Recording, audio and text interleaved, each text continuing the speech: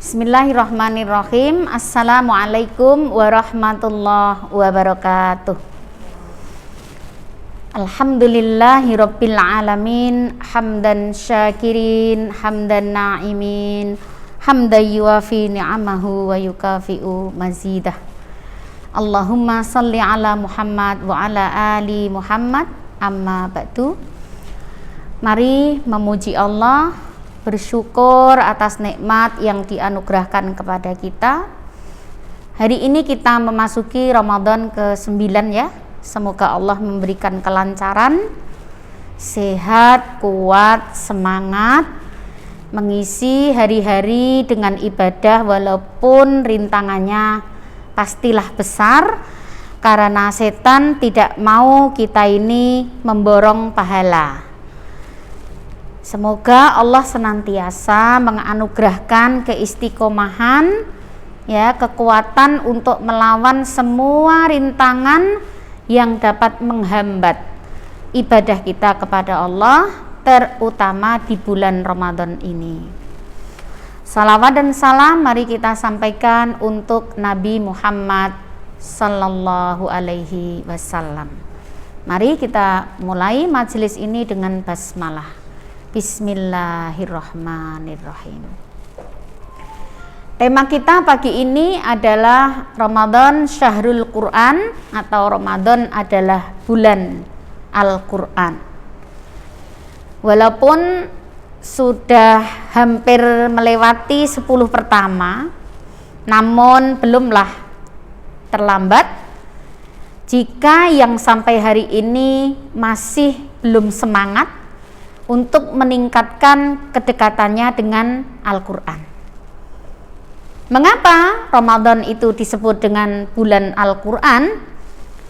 Ya, seperti di dalam surat Al-Baqarah ayat 185, Allah subhanahu wa ta'ala berfirman, Syahrul Ramadan alladzi unzila fihil Quran. Bulan Ramadan di sini disebut bulan di mana di dalamnya Allah menurunkan Al-Quran. Jadi, mengapa Ramadan disebut dengan bulan Al-Quran? Karena Al-Quran diturunkan Allah Subhanahu wa Ta'ala di bulan Ramadan. Ini dalil yang bisa kita pegangi bahwa Al-Quran itu diturunkan di bulan Ramadan. Mari kita lihat proses atau tahapan Al-Quran diturunkan.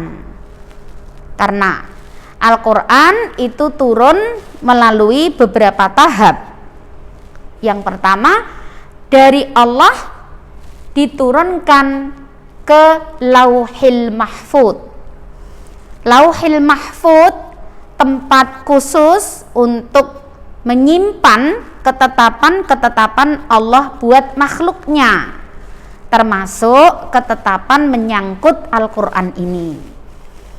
Allah ke Lauhil Mahfud itu Al-Quran turun seluruhnya langsung 30 juz ya. Dasarnya mana? Surat Al-Buruj ayat 21 sampai 22. Bal huwa Qur'anum Majid fi lauhim mahfud. Ya, di sini disebut bahwa Al-Quran ada di Lauhil Mahfud, tempat rahasia. Kita tidak bisa tahu secara detailnya. Itu merupakan suatu tempat untuk menyimpan ketetapan Allah menyangkut makhluk-makhluknya. Gitu aja yang bisa kita tahu. Selebihnya kita tidak tahu. Nah, kemudian dari Lauhil Mahfud itu diturunkan ke Baitul Izzah, yaitu ke langit dunia.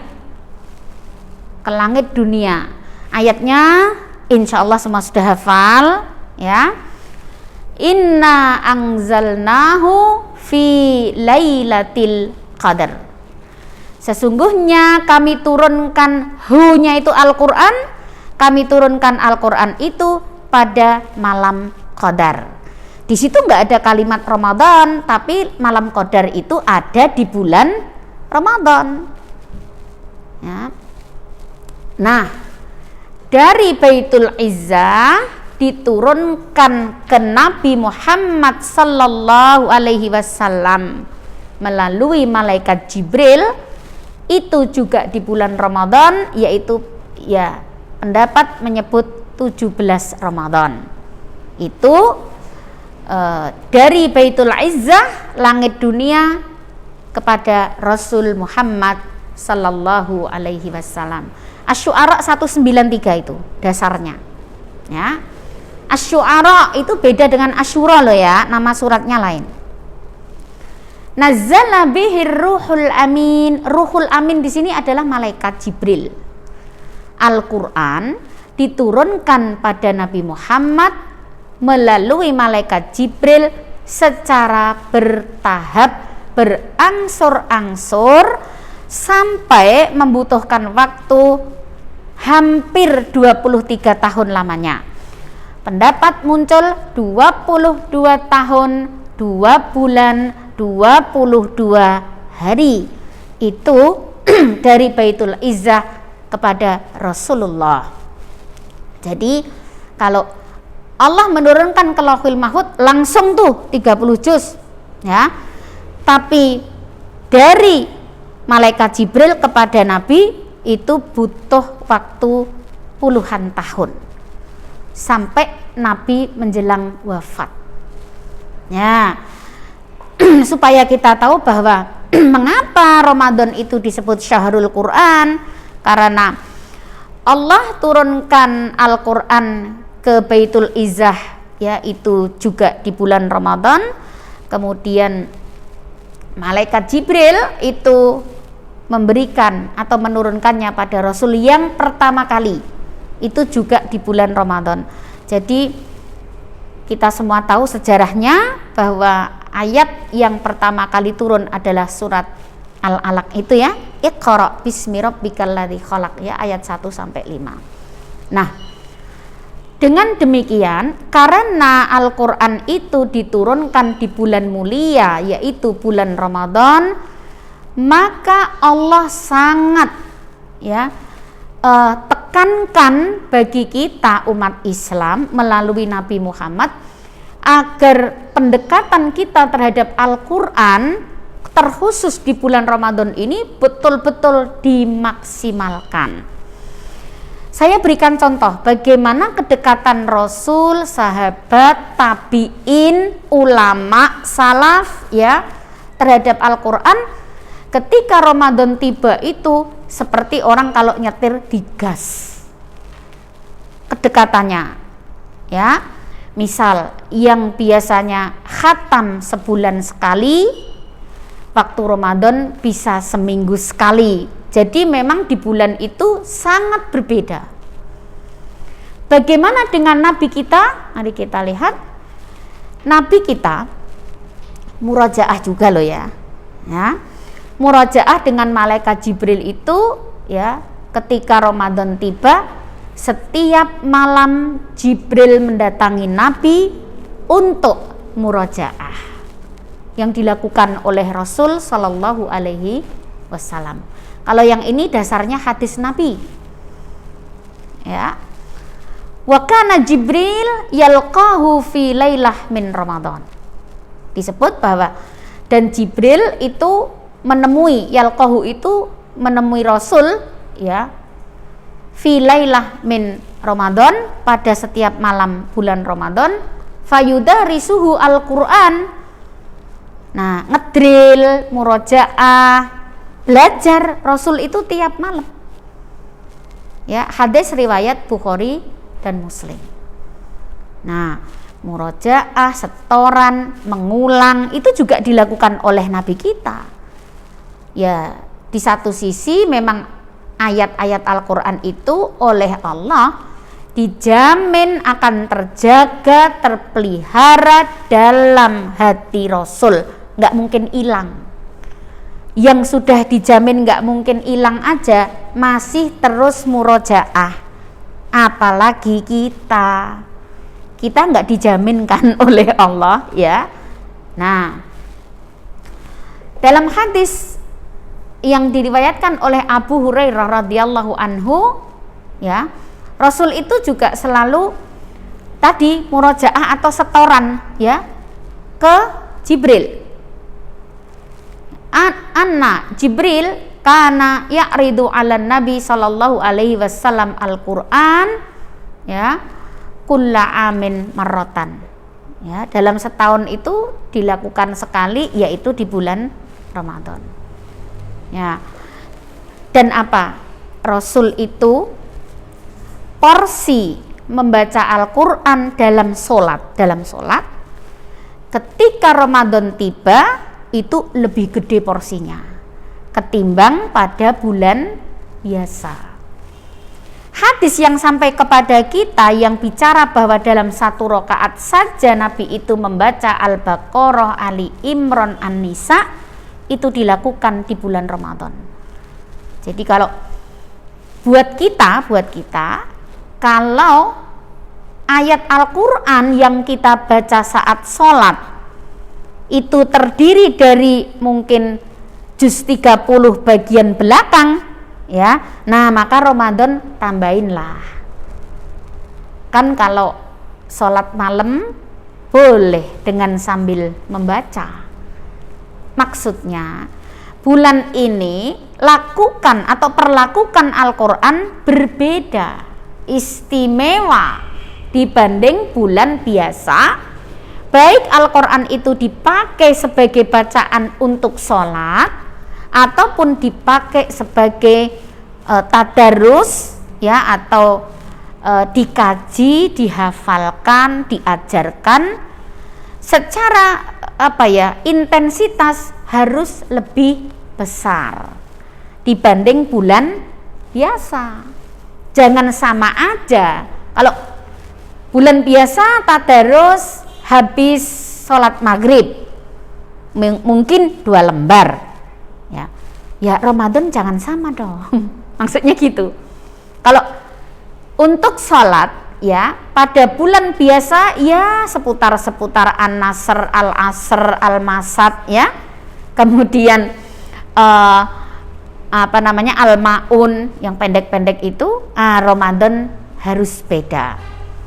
Baik ayat yang dipakai untuk sholat ataupun yang dibaca, ya, saat kita tadarus. Nah, buatlah berbeda. Berbedanya dari segi, ya, porsi waktu yang kita gunakan untuk mendekati Al-Quran, ya, juga banyaknya ayat yang kita baca. Mari kita lihat bagaimana sahabat Utsman bin Affan. Kan ini level sahabat dulu. Kalau Ramadan, ya, Utsman itu 1 hari khatam sekali. Setiap hari khatam. Beliau berfatwa bilang gini, jika hati manusia itu suci, bersih dari dosa, maka hati itu nggak pernah merasa kenyang dari membaca Al-Quran, nggak pernah puas. Jadi begitu udah 1 juz mau tambah lagi, hampir-hampir dia nggak mau menggunakan waktu untuk kegiatan lain, saking dia sudah asik dengan membaca Al-Quran, ya. Nah ini. Dan beliau juga mengatakan, sungguh aku membenci juga menyesal apabila 1 hari itu berlalu tanpa aku membaca Al-Quran. Jadi sudahkah kita punya perasaan yang sama? Menyesalnya kita dalam 1 hari itu ketika hari berlalu kok belas saya nggak baca Quran. Sudahkah kita bisa di level itu? Ya. Nah, ataukah kita masih di level membaca hanya bila sempat? Karena yang diprioritaskan adalah masalah dunia. Ya, banyak sekali ya fatwa, hikmah yang diperoleh ya dari para sahabat Rasulullah ini. Ya, beliau juga pernah mengatakan bahwa bagian dari dunia ini yang aku cintai itu 3 katanya. Ya. Jadi di dunia ini kan ya banyak dong yang bisa kita cintai ya. Kita bisa suka tentang banyak hal di dunia ini, nggak cuma 3. Tapi sahabat Utsman mengatakan 3 yang betul-betul aku cintai. Yang pertama, mengenyangkan orang lapar. Jadi beliau kalau ada orang lapar sulit makan, dikasih makan, itu sesuatu yang sudah membuat dirinya tuh happy ya, bahagia banget gitu. Nah ya apalagi Ramadan. Kalau Ramadan kan pasti semua orang lapar dong yang puasa. Kalau orang puasa nggak lapar malah perlu dicurigai. Nah termasuk memberi buka puasa itu kan mengenyangkan orang lapar, walaupun laparnya bukan karena miskin, tapi karena apa? Puasa. Nah, yang kedua apa? Beliau itu sangat senang bila ya dapat memberi pakaian kepada orang-orang yang tidak mampu berpakaian secara layak, menutup aurat. Maaf ya, mungkin kita ini tinggal di lingkungan orang mampu, sehingga untuk menutup aurat bukanlah sesuatu yang memberatkan dari segi ekonomi. Tapi kan untuk orang-orang tertentu mungkin ya untuk komplit nggak mampu secara finansial. Seperti zaman Rasul dulu kan ketika sholat Id ya sunnahnya kan keluar ke lapangan. Bahkan para wanita itu sangat ditekankan untuk pergi. Nah ketika ada sahabat bertanya, bagaimana dengan seorang wanita yang tidak bisa keluar rumah karena tidak punya apa? Penutup kepala. Ya kenapa? Saking miskinnya. Maka Nabi mengatakan, pinjamkanlah. Bagi yang mampu dan punya lebih dari 1, pinjamkan saudaramu agar dia juga bisa berangkat sholat Id. Jadi itu kan menunjukkan bahwa ada gitu ya, orang yang tidak bisa nutup aurat itu memang karena faktor ekonomi. Ada, mungkin kita aja yang mungkin belum menjumpai ya. Nah, terlebih pada orang-orang yang seperti itu, ketika kita berikan pakaian untuk mereka, nah itu kalau bagi sahabat Utsman sesuatu yang sangat membuatnya tuh happy ya. Ya, itu yang dia cintai, seneng banget dicari itu. Orang yang butuh baju tuh mana ya. Nah, yang ketiga ini adalah apa?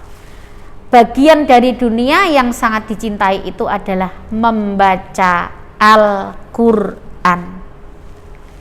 Ya, kalau bicara bacaan, ya sudah. Satu-satunya itu yang disukai oleh sahabat Utsman. Nah, tentulah ini bicara di level sahabat, nanti bagaimana kalau di level kita ya. Nanti kita sharing. Lagi, itu tadi level sahabat, sekarang level tabiin. Tabiin itu siapa? Kalau sahabat itu orang yang hidup di zaman Rasul hidup, ketemu, bergaul, kenal ya. Tapi kalau tabiin itu siapa? Kalau tabiin itu orang yang ketemu sahabat. Jadi udah nggak ketemu Nabi karena udah beda generasi. Misalnya tabiin ini kemudian yang dilihat panutannya adalah sahabat. Mari kita ambil contoh. Contoh di level tabiin siapa? Tabiin bernama Al-Aswad. Ya. Seorang ulama bernama Ibrahim, ini bukan hadis loh, ini ucapannya ulama. Dia mengatakan, Kanal Aswad yahtimul Quran fi Ramadan fi kulli lailataini. Dia bilang apa? Tabiin bernama Aswad itu kalau bulan Ramadan dia khatam Quran 2 hari sekali. Berarti kalau selesai Ramadan dia khatam berapa kali? 15 kali. Ya, misalnya ini. Kita lihat, yang 3 hari khatam sekali siapa? Tabiin bernama Qatadah. Ya, itu disebut idza jaa Ramadan ya khatama fi kulli salatin. Kalau Ramadan tiba, wah, Qatadah ini 3 hari khatam sekali. Nah, mungkin yang populer adalah Imam Syafi'i ya. Kalau Imam Syafi'i kita namanya nggak asing ya, bahwa beliau adalah ulama besar. Disebutkan kalau Imam Syafi'i itu khatam tiap hari, bahkan pernah sebulan 60 kali. Beliau hafid ya, memang beliau hafal, tapi khatamnya tuh 60 kali, berarti sehari bisa 2 kali. Bahkan mereka itu hanya tidur kalau dalam hitungan kita 2 jam saja di bulan Ramadan itu. Nah, ini untuk apa? Nyuntek semangat ya, tentulah itu tidak dilakukan setiap hari di sepanjang tahun, tidak. Karena mengejar fadilah, keutamaan bulan Ramadan, dan fisik kita memang punya keterbatasan. Ya. Nah, kalau Ibnu Umar itu siapa? Anaknya Umar bin Khattab. Anaknya Umar bin Khattab itu, kalau anaknya Umar bin Khattab ini fokus mengkaji Al-Quran. Mengkaji itu berarti mempelajari maknanya, tafsirnya. Fokus 8 tahun hanya untuk ngaji surat Al-Baqarah loh. Ibnu Umar.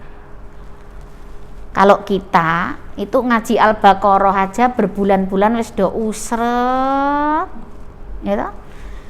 Minta diselingi lah, ya, minta break lah. Nah, Al-Baqarah aja setahun nggak kelar nih kalau kita nih. Ini itu aja kan tidak setiap hari. Jadi Ibnu Umar tuh 8 tahun fokus mengkaji surat Al-Baqarah. Jadi ini contoh yang tidak hanya khatam dalam arti tadarus, tapi bahwa di bulan Ramadan ini juga sebetulnya sangat dianjurkan untuk mengkaji maknanya. Yang penting kaitannya dengan Al-Quran, maka itu utama. Dengan Al-Quran kan kita bisa membacanya sebagai tadarus, bisa juga mengkaji penafsirannya, bisa menghafalkannya, bisa mengajarkannya. Yang penting semua terkait dengan Al-Quran. Nah, maka berarti menghatamkan membaca Al-Quran di bulan Ramadan itu hukumnya apa? Memang tidak wajib, tidak. Artinya kalau nggak khatam nggak berdosa, gitu loh, ya. Memang tidak wajib. Tetapi kalau sampai kita tidak melakukannya, kita akan kehilangan keutamaannya. Ya, jadi hukumnya sunnah,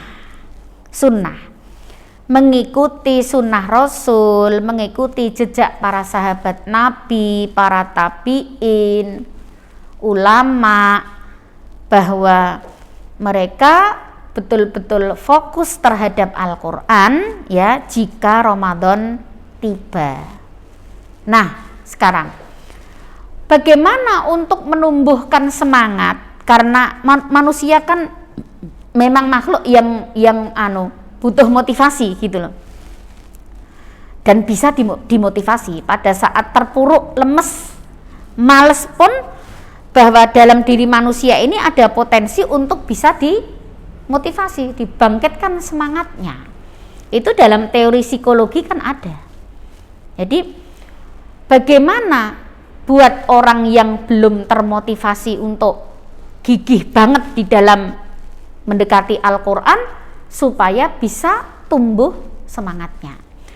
Nah, makanya dalam tarhib Ramadan itu saya sering berbicara target tuh maksudnya ya diantaranya kesini untuk meneladani mereka orang-orang soleh itu. Nah, untuk ngecas semangat ya, selama kita berharap pahala hanya kepada Allah, tidak niat pamer, tidak niat duniawi lah ya, itu selama ihtisaban ya, pokoknya ngarepnya sama Allah aja kan nggak apa-apa. Satu, caranya bagaimana untuk menumbuhkan semangat itu? Ya, meyakini bahwa membaca, mempelajari Al-Quran itu pahalanya berlipat-lipat. Memang pahala nggak kelihatan ya kelihatan mungkin. Kalau amal soleh kok iming-imingnya kok pahala, apa nggak ada sih selain pahala? Ya mungkin kalau ada orang yang bertanya begitu, oh ada, selain pahala itu ada. Biasanya ya kalau orang tuh waktunya lebih banyak dialokasikan untuk Al-Quran, otomatis dia akan nggak sempet berbuat yang lain-lain, apalagi yang buruk. Udah nggak ada waktunya gitu loh, udah nggak ada waktunya. Waktu itu rasanya udah habis untuk fokus ke sini gitu loh.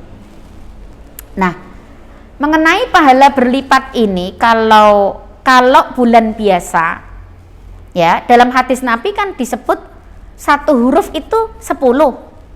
Dalam hadis Nabi, ya satu huruf itu 10, ya. Nah, tapi kalau di bulan Ramadan bagaimana? Ya, bunyi hadisnya yang dari Abdullah bin Mas'ud kan gini. Nabi bersabda, "Man qara'a harfan min kitabillah falahu bihi hasanah." Sabda Nabi itu, siapa baca satu huruf dari Al-Quran, maka baginya satu kebaikan, dan kebaikan itu akan dilipatkan menjadi 10. Kita bicara di bulan biasa, asyru amsalihha, ya. Nah, dikatakan di sini la aqulu alif lam mim harfun. Aku nggak bilang loh kalau alif lam mim itu satu huruf, walakin alifun harfun. Tapi dihitungnya huruf alif, baca alif satu pahalanya 10. Walamun harfun, lam itu dihitung satu huruf, mim dihitung satu huruf, dan satu huruf 10. Itu kan di hari biasa. Nah, lah kalau Ramadan pasti dilipat gandakan lagi. Dan ini momen gitu, karena tidak akan diberi kalau Ramadan sudah berlalu. Nah, ini berarti kok ibadah kok cari pahala boleh kok. Ibadah cari pahala itu boleh kok, walaupun yang tertinggi adalah mengharap ridho Allah. Bukannya sabda Nabi tentang puasa itu kan man shoma ramadhana imanan wahtisaban. Ihtisaban itu semata-mata mengharap pahala hanya pada Allah. Yang penting kita nggak berharap pada orang gitu ya. Kayak kita kasih reward ke anak-anak, kalau kamu bisa puasa sehari dikasih 10.000, ini kan bagian dari proses mendidik dengan reward yang mana level berpikir anak-anak itu kan memang belum sampai. Ya, tapi kalau sudah balik dewasa ya karena memang Allah membolehkan itu, nggak apa-apa. Ya, yang kita harap adalah pahala yang besar kok. Lagi misalnya, sebenarnya hadisnya tuh banyak ya. Ada hadis Nabi bunyinya alladzi yaqra'ul Qur'an wa huwa mahirun, ya. Siapa yang membaca Al-Qur'annya itu istimewa lah ya. Best lah. Tajwidnya bagus ya, tilawahnya bagus ya, ma'asafratil kiramil bararah. Nah, dia akan bersama para malaikat. Walladzi yaqra'uhu wa huwa syadidun 'alaihi falahu ajrani. Tapi yang bacanya itu bahasa orang Klaten plegak-plegu, nah, terbata-bata ya, mengeja-ngeja karena belum lancar. Kata Nabi apa? Falahu ajroni, baginya 2 pahala. Tetap dapat pahala. Nah, apalagi di bulan Ramadan. Ini kalau kita bicara hari biasa saja seperti itu, bagaimana dengan bulan Ramadan? Nah, maka bagi yang baru tahu, ayo kita nanti masih ada di depan kita 10 tengah, masih ada puncaknya 10 terakhir. Jadi nggak telat, masih bisa. Ini kan 10 pertama tuh pemanasan. Ya, cari ilmu yang banyak supaya nanti kita nggak ya tertinggal dengan yang lain. Yang kedua, gimana numbuhkan semangat biar kita gairah tuh membara gitu ya, untuk mendekati Al-Quran. Al-Quran itu disebut di dalam ayatnya adalah obat hati, syifa. Ya, surat Al-Isra yaitu ya 82 itu. Wa nunazzilu minal Qur'ani ma huwa syifaa'u wa rahmatul lil mu'minin. Kami turunkan Al-Quran itu di mana dengan Al-Quran itu ya bisa menjadi syifa, penyembuh, obat. Obatnya nggak cuma hati saja, lahiriah dan batiniah. Oleh karena kalau batiniah sehat, insya Allah fisiknya ikut sehat. Karena jiwa yang sehat itu menyumbang kesehatan fisik yang juga besar, punya andil besar. Ya. Apalagi ya keutamaan yang lain. Ya, yang ketiga adalah ya bercahaya. Ya, orang yang membaca Al-Quran ini tidak hanya dirinya yang bercahaya, rumahnya atau tempatnya yang dipakai untuk membaca pun bercahaya. Ya kita nggak bisa lihat kalau rumahnya konglomerat itu memang lampunya ya mencorong, ya bukan itu yang dimaksudkan. Terus orang miskin lampunya bolam kecil-kecil redup-redup, bukan seperti itu, tapi cahaya di sini cahaya majas ya, dalam arti majas. Bahkan Rasul juga pernah menyebut kalau rumah yang tidak pernah di dalamnya disebut nama Allah, kan membaca Al-Quran itu juga nyebut nama Allah ya, dibilang kan ya kuburan. Walaupun rumahnya megah, mewah, indah ya, kecelap-kecelap, kinclong-kinclong, tapi kalau nggak pernah dibuat ngaji ya bagi Allah itu kuburan. Bisa dibayangkan ya, itu kuburan. Dan orangnya walaupun hidup dibilang mayit, kayaknya ya hidup aja tapi cuman fisiknya, tapi sesungguhnya dia itu mati. Kenapa? Karena tidak pernah menyebut nama Allah, apalagi ayat-ayat Allah. Nah, dengan faham tentang ini kan kemudian setidaknya lah ya kita menjadi semangat ya. Nah, yang keempat ini nggak kalah penting ya. Keutamaan kita mendekati Al-Quran itu apa? Dilindungi dari setan. Orang sergap ngaji aja setan masih bisa loh curi celah, iya kan? Masih bisa setan curi celah. Kapan kita lengah, kapan kita berhenti zikir. Ya, kalau wanita kapan haid, ketika lengah dari menyebut nama Allah, sudah nggak sholat, nggak baca Quran, ya, nggak puasa. Terus kita punya benteng dari mana? Kita mau menciptakan belenggu atau rantai dinggongi setannya lewat apa? Ya kan zikir alternatifnya. Tapi ya sering kesibukan dunia ini membuat kita berhenti berzikir. Masalahnya kan itu. Sehingga dengan membaca Al-Quran itu sama aja kita zikrullah. Dan itu yang dikatakan sebagai pagar yang bisa membentengi kita, ya dilindungi dari setan. Walaupun satu rumah itu yang ngaji cuman satu, tapi kemanfaatannya itu dirasakan semua, seluruh penghuni rumah. Iya, seluruh penghuni rumah.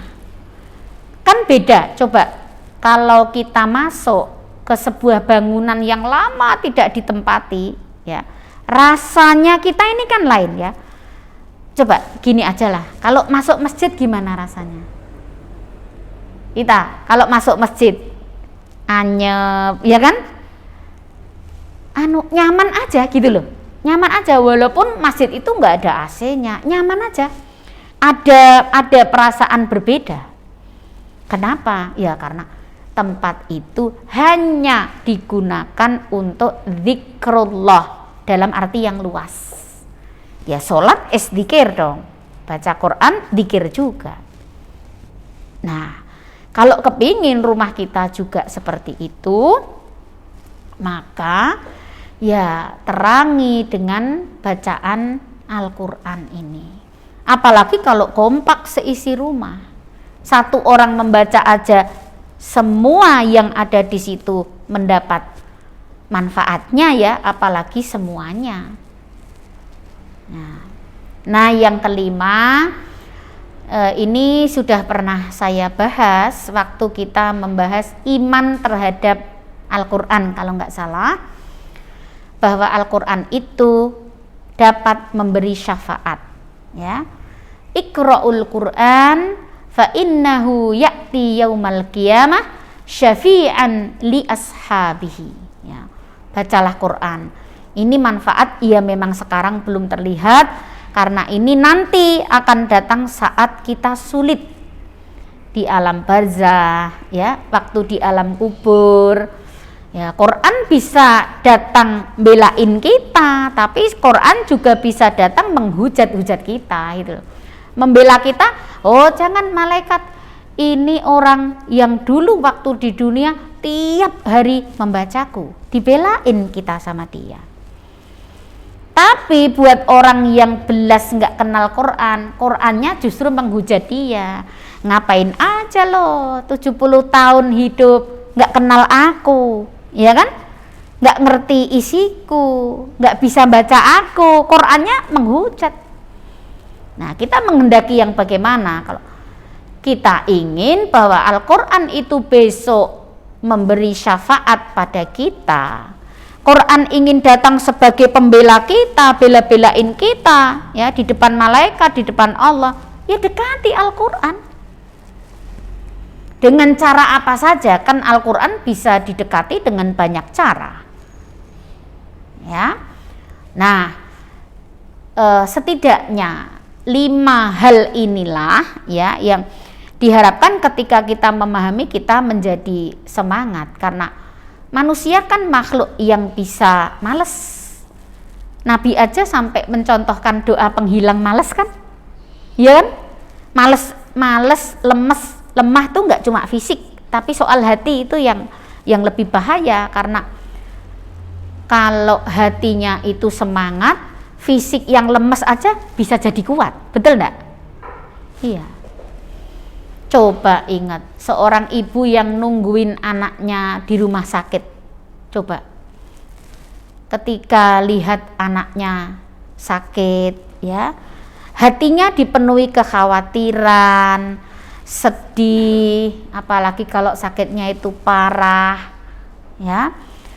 Tapi ibu ini karena ingin anaknya sehat ya, kadang-kadang fisik yang lemah walaupun dia nggak makan berhari-hari pun, wah ke apotek ya, kemana dia tetap dijalani dengan sekuat tenaga. Karena apa? Di dalam hatinya sana ada kekuatan. Jadi kekuatan batiniah itu bisa ya menyebabkan kuatnya fisik.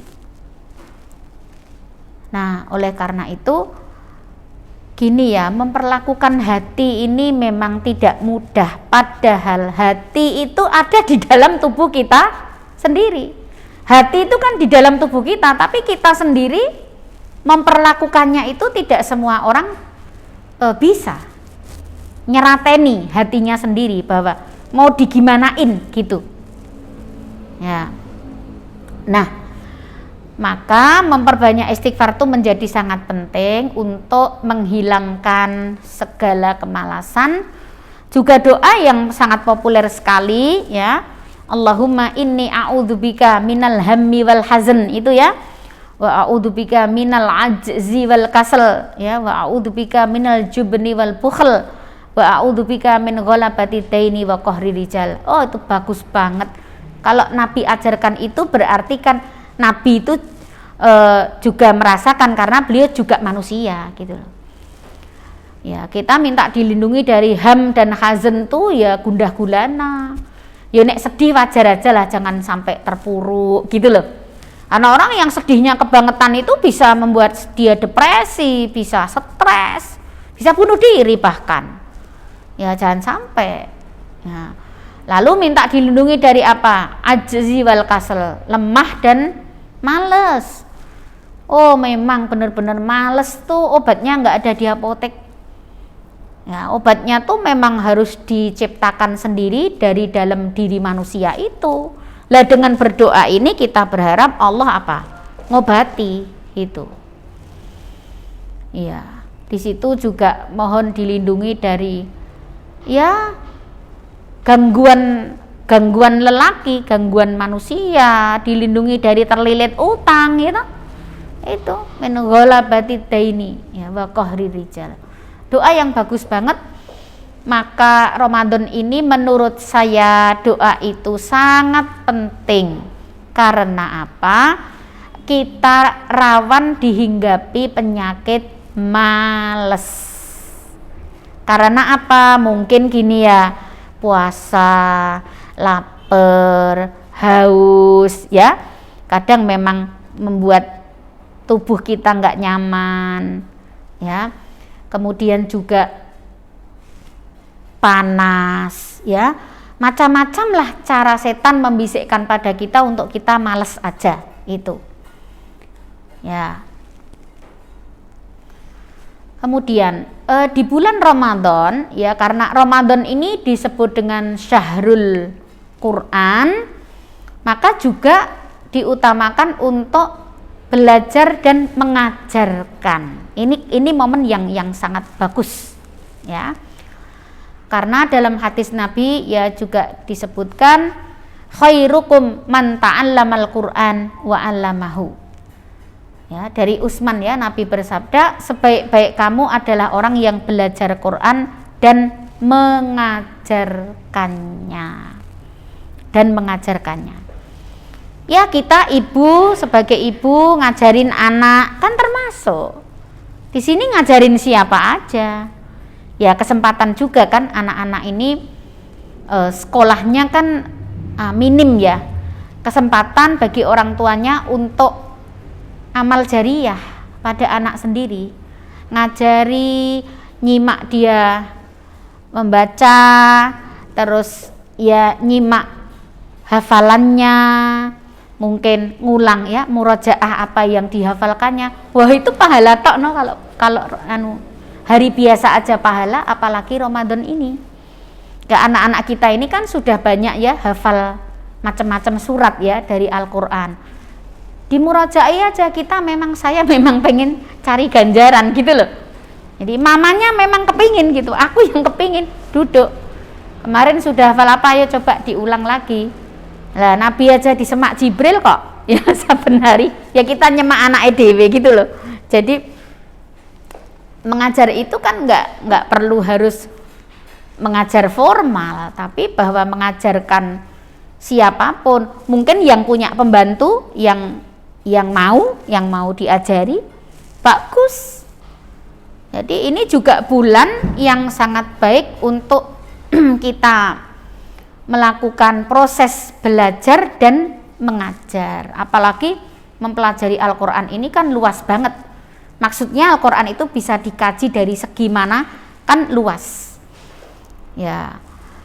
Ini dari hadis yang tadi kita lihat, kita baca itu menunjukkan bahwa interaksi kita dengan Al-Quran ya melalui proses belajar dan mengajar ya dikatakan oleh Nabi sebaik-baik manusia yang mengajarkan, yang mau belajar Quran, serta kalau kita udah ada ilmunya mengajarkannya. Itu disebut begitu. Nah, jadi ya untuk apa misalnya kita bercita-cita anak kita jadi profesor, tapi kalau dia nggak kenal Quran berarti dia bukan the best man dong. Karena yang the best dibilang di sini siapa? Yang belajar Quran dan mengajarkannya. Nah, Ramadan ini kesempatan. Tantangannya lebih gede kalau ke anak-anak, apalagi puasa. Mesti kan nanti rewel. Puasa-puasa kok lama sih belajarnya sih, ya. Nah, ini bismillah, ya, dengan memohon pertolongan kepada Allah. Ya, lagi misalnya kita lihat hadis Nabi yang berbicara tentang perumpamaan orang yang rajin baca Quran dengan yang tidak. Ya, yang rajin baca Quran, apalagi bacaannya ini, suaranya ini didengar oleh orang lain dan orang lain itu merasakan manfaatnya. Terlebih itu, ya, itu diumpamakan Nabi apa? Seperti buah utrujah, buah yang kalau dimakan tuh rasanya manis, kalau ditaruh di suatu tempat harumnya bukan main. Jadi umpama tidak dinikmati, dari aroma pun itu wangi. Nah, itu perumpamaan orang beriman yang apa? Rajin baca Quran. Jadi tidak hanya bermanfaat untuk dirinya, tapi juga bermanfaat untuk orang lain. Kalau sudah ada masuk pertanyaan nggak apa-apa, supaya ada tanya jawab daripada nanti saya sudahi. Belum ada? Baik, berarti saya habiskan saja ya sampai 9.30 ya. Nah, kemudian tadi perumpamaan yang pertama, orang Islam, orang beriman, rajin ngaji itu diumpamakan dengan buah utrujah. Buah utrujah apa toh Bu Elvi? Nah, di Indonesia ini memang tidak ada. Wis pokoknya gambarannya, buah ini kalau dimaem tuh manis, kalau nggak dimaem, umpama kita ada di dekatnya itu wangi. Maksudnya apa? Oh, orang sregep ngaji itu keimanan. Manis itu lambang iman gitu loh. Lalu aroma itu adalah lambang apa? Kemanfaatan untuk orang lain. Apalagi kalau kita ini waktu dengerin orang baca, otomatis paham ayatnya. Apalagi begitu. Wong kita ini dengerin orang ngaji walaupun nggak mudeng ya, ayat yang dibaca itu artinya apa, itu aja kita sudah ikut nyaman, walaupun kadang lagunya orang enak gitu yang tilawah itu kan kadang fales gitu loh, tapi falesnya ketika baca Quran itu masih nggak apa-apa gitu loh. Tapi kalau falesnya orang nyanyi menengowe toh malah ganggu ya toh kan lain gitu loh ya. Tapi ketika apalagi itu yang melantunkan anak-anak, gimana ya, rasanya lain lah ya itu. Nah, ini lah apa kita pengen ya seperti buah utrujah itu, keberadaan kita dimanapun tuh membuat orang lain tuh bermanfaat karena bacaan Al-Quran kita. Lalu yang kedua, Nabi mengumpamakan apa? Orang beriman ngaku Islam tapi nggak pernah ngaji. Nah, ya apalagi nggak bisa ngaji, jangan sampai lah ya. Lah itu kayak apa? Kayak kurma. Kok kayak kurma? Iya, kurma itu kalau dimakan manis. Tapi walaupun sak karung ditumplak di ruangan, nggak ada apa? Baunya, nggak ada aromanya. Ya. Manisnya tadi adalah lambang keimanan dia kepada Allah, itu manis. Enggak ada aromanya, itu lambang apa? Hadirnya tidak membawa manfaat untuk orang-orang di sekitarnya. Itu ngaku beriman, ya ngaji nggak bisa. Kalaupun ngaji bisa, nggak pernah juga ngaji. Ya kayak kurma jadi. Nah, yang ketiga adalah apa? Orang munafik yang baca Quran. Loh, apa ada orang munafik kok baca Quran? Ada. Orang munafik itu kan apa yang diperlihatkan nggak cocok dengan yang di hati. Lah orang munafik itu ngaji hanya kalau dilihat orang, karena dia cari apa? Pujian. Kalau nggak ada orang, nggak mau ngaji. Sama juga sholatnya, dia baru mau sholat kalau ada orang. Lawang dia munafik kok. Nah, orang begitu itu diumpamakan oleh Nabi dengan apa? Raihanah, kembang bunga wangi. Jadi dimakan pahit, bunga itu lah pahit gitu, tapi aromanya wangi. Jadi sekalipun dia munafik, kemunafikannya itu dilambangkan dengan kepahitan, tapi dengan dia baca tadi aku bisa mendengarkan kebaikan, tetap ada manfaatnya buat orang dong, aroma tadi. Tapi sayang ya, dia munafik, pahit gitu. Ya, yang paling buruk yang keempat ini yang paling buruk, yaitu orang munafik yang tidak baca Quran. Sudah munafik nggak ngaji pula. Ya, diumpamakan buah yang dimakan ya itu mencelakakan hewan aja moh, saking pahitnya ya, dan aromanya busuk. Nah, itu perumpamaan yang keempat itu adalah perumpamaan yang paling buruk lah ya. Nah, mengapa Nabi membuat perumpamaan? Ya untuk memotivasi umatnya, karena biasanya pelajaran itu kalau disampaikan melalui perumpamaan itu lebih gampang dimengerti, lebih gampang dipahami. Yo, kalau gitu kamu pilih yang mana ya? Kayak utrujah, apa kayak tamroh, kurma, apa kayak raihanah, apa kayak handolah. Tadi yang terakhir itu namanya handolah. Ya memang ya buah-buahan yang nggak ada di sini karena konteks Nabi berbicara kan di Arab sana. Jadi yang dipakai untuk perumpamaan ya benda-benda yang bisa dimengerti oleh masyarakat sekitar waktu itu. Ini adalah perumpamaan orang yang membaca Al-Quran dengan yang tidak.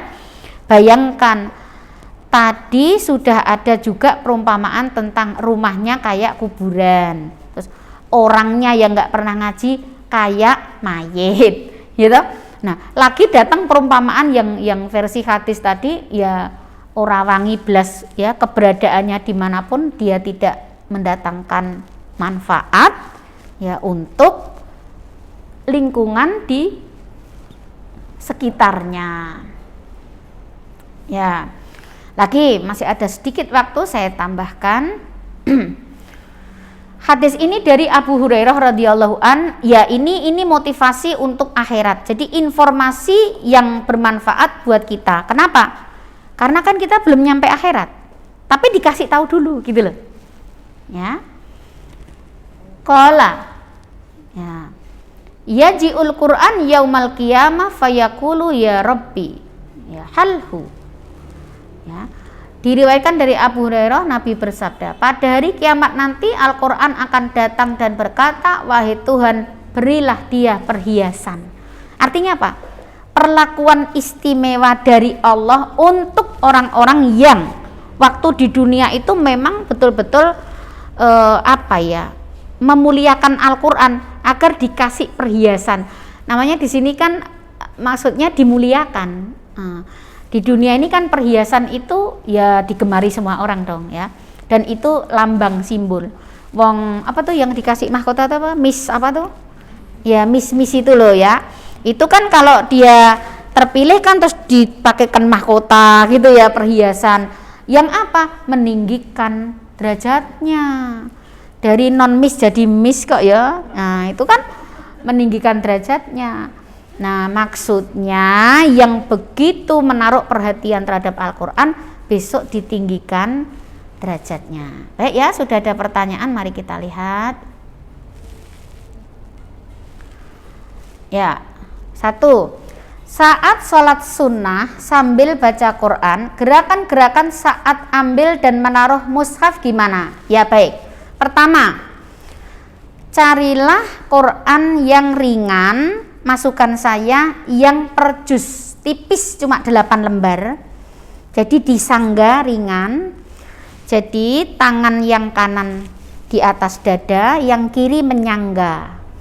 Tentu sediakan meja di sebelah kita, diusahakan sejajar supaya naruhnya, kalau ketinggian kan angel nih, kalau kerendahan ya angel, kok dibanting ini ya toh. Nah, misal nih kok berdiri, kalau ini buat saya sudah sejajar. Misal nih saya contohkan. Bukunya 1 juz sudah pernah lihat kan ya, tipis aja kan ya. Oh, saya keliru, berdirinya di sinilah. Nah, kan ini sedekap. Maaf ya, saya garis bawahi ini untuk sholat sunnah, tidak boleh untuk sholat wajib.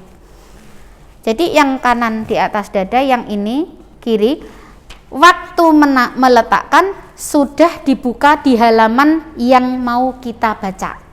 Misal di halaman ini, jadi begitu selesai Al-Fatihah, jadi gampang, tinggal diambil begini tanpa memperbanyak gerakan, langsung aja dibaca. Nah, nanti pada saat mau ruko, ya diletakkan lagi, tinggal diletakkan begini aja, terus dilanjut aja, rukun yang lain-lain kan udah nggak bawa. Nah, jadi kalau ini posisi di kiri enak, posisi mejanya ini. Nah, nanti begitu bangkit untuk rakaat kedua sama seperti itu.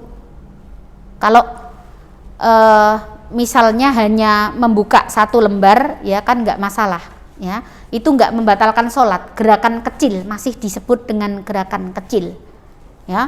Nah, kecuali kalau Qur'annya gede gitu ya, terus bingung ngarep nyelehke ya toh, udah gede isih plingak-plingu, isih nggaret meja, lah ini nanti memperbanyak gerakan. Jadi bagaimana itu diatur ya supaya meminimalisir gerakan. Udah gitu. Nah, tergantung target. Nah, kalau 2 rakaat itu misal, oh nanti rakaat pertama halaman ini, rakaat kedua halaman ini, malah nggak usah buka. Ya kan? 1 halaman taruh. Nah, nanti kalau sudah salam mau bangun lagi, yo disiap kesek no dibuka. Oh, nanti yang tak baca ini. Gitu lagi. Ya, tergantung mau bacanya berapa banyak dalam 1 rakaat ya. Terus nomor 2-nya, mengharap ridho Allah apakah berarti mencari cara apa yang Allah senangi? Yes, iya. Ridho adalah senang, ridho adalah puas.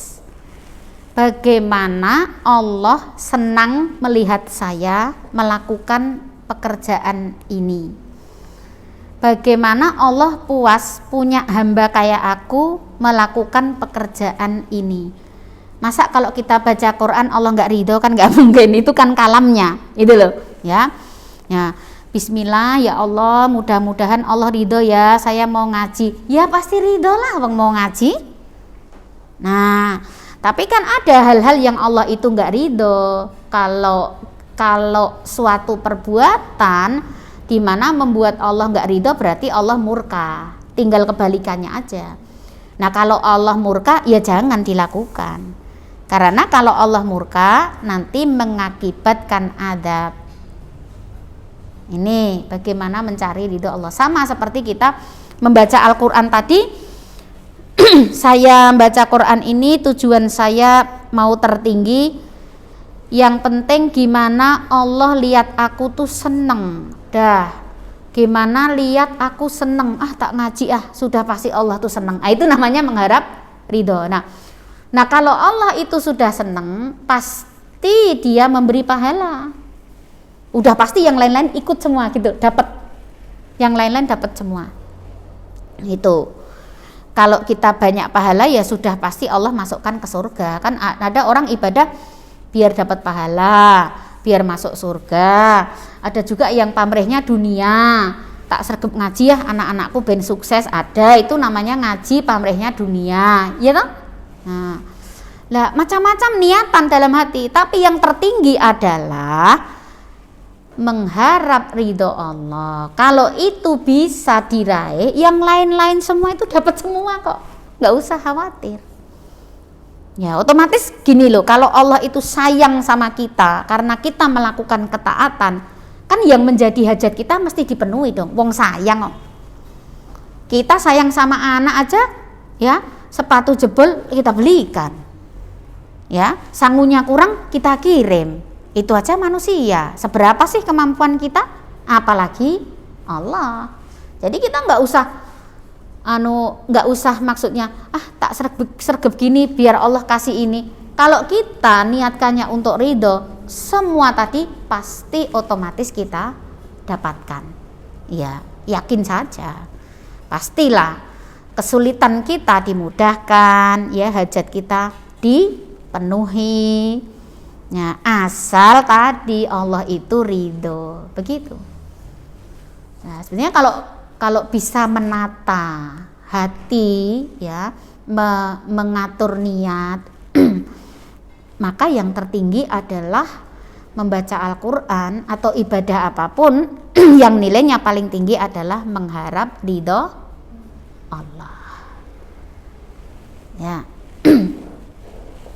Kalau ada lagi yang ditanyakan, boleh, silakan. Oh ya. Kenapa ya setiap tilawah baru dapat berapa ayat sudah mengantuk? Ya, kita perlu tahu ada setan spesialisasinya ganggu, menggagalkan kita ngaji. Ada spesialisasi ganggu, menggagalkan sholat. Ada spesialisasi menggagalkan nikah. Ada. Iya. Ya. Ngantuk, coba dilihat dulu apakah kekenyangan, apakah habis minum obat, apakah memang kebiasaannya jam itu tidur. Lihat sih siapa tahu ngantuknya karena habis minum obat, bisa jadi. Kalau orang irama tidurnya jam 8, ya otomatis kalau lewat jam 8 dia ngantuk, itu manusiawi, iya kan? Ya. Tapi misalnya jawabannya no semua. Misalnya, apakah saya kekenyangan? Enggak tuh, biasa aja tadi buka, enggak kenyang banget, ya. Apakah itu jam tidur Anda? Enggak juga. Minum obat? Enggak juga. Lah kok ngantuk? Ya wis kuwi setan. Banyakin ta'awud. Wudu, lalu bacain ta'awud. Oh, ini padahal sudah wudu dan niat baca Quran walaupun sudah wudu. Jadi cermati dulu faktor-faktor tadi yang saya contohkan. Ya, kalau memang ada faktor X yang secara manusiawi memang menyebabkan ngantuk. Lah nek bar ngombe obat gatal CTM yo ngantuk to ya toh? Yo angel itu ditahan-tahan. Apa ngombe obat flu ya toh yang bisa membuat liar-liar gitu kan ya ngantuk. Tetapi ketika tiga-tiganya tadi jawabannya no, lah kok ngantuk, ubah posisi, pindah tempat. Oh iya, itu tips, pindah tempat, jangan duduk situ, pindah. Itu yang harus dilakukan karena niat yang kuat, ya, kondisi fisik yang sehat, ya, biasanya akan bisa melawan semua itu. Ya kan nggak 100% kesalahan setan sih, ya. Ada beberapa tuh memang kesalahan kita sendiri. Kalau itu faktor hawa nafsu, misal gini loh, buka kebanyakan kan sampai ambegan we angel. Ya itu ya kalau ngantuk ya wajar. Memang begitu. Karena apa? Syaraf yang ada di kepala kita ini dia turun tangan bantuin yang kerja perut. Jadi di sini jadi lemes, ngantuk. Ya wajar. Kalau begitu wajar. Ya, misal apalagi kalau rumahnya ada settingan misal tempat terbuka, ya. Bisa pindah ke tempat terbuka biar fresh, ya. Silahkan, bisa dilakukan tuh. Tapi setan tuh licik bukan main, karena dia mengganggu itu, bisikkannya tuh langsung ke sini, jadi dia ndak lewat telinga. Ada aja. Nanti ada lagi godaan itu, tiba-tiba itu waktu baca Quran nih, terlintas seret gitu, apa yang mau dikerjakan gitu loh. Mesti gitu loh. iya belum ini. Nah, akhirnya ditutup. Itu bagian juga dari bisikan setan, karena dia bisa mengingatkan sesuatu pada kita, ya, yang mana sesuatu itu bisa membuat kita berhenti untuk baca Quran. Wong kita lagi sholat aja bisa kok, ya, apalagi kita lagi ngaji. Setan juga bisa untuk melakukan yang demikian itu. Makanya kenapa di Quran dibilang kalau kamu mau membaca Al-Quran fasta'id billahi minasyaitonir rajim, bunyi ayatnya itu. Kalau kamu mau baca Quran, bacalah ta'awud, a'udzu billahi minasyaitonir rajim. Kenapa? Karena setan selalu ngincer kita untuk ganggu supaya gagal membaca. Kalau memang udah baca, biar cepat berhenti. Makanya kita disuruh ta'awud. Itu. Ya. Masih ada lagi? Sudah. Mohon maaf jamaah yang dirahmati oleh Allah. Hari ini saya tidak sampai pukul 10 karena ada suatu kepentingan. Mudah-mudahan yang sedikit ini bisa ngecas semangat kita untuk ya lebih antusias mendekati Al-Quran. 10 hari pertama ya pemanasan, mudah-mudahan yang belum anget segera ya melakukan pemanasan untuk menyambut puncak ya Ramadan kita di 10 terakhir. Mudah-mudahan kita termasuk orang-orang yang dianugerahi Lailatul Qadar. Demikian dari saya, semoga bermanfaat. Semoga apapun yang keliru diampuni oleh Allah. Mohon maaf, astaghfirullahaladzim. Assalamualaikum warahmatullahi wabarakatuh.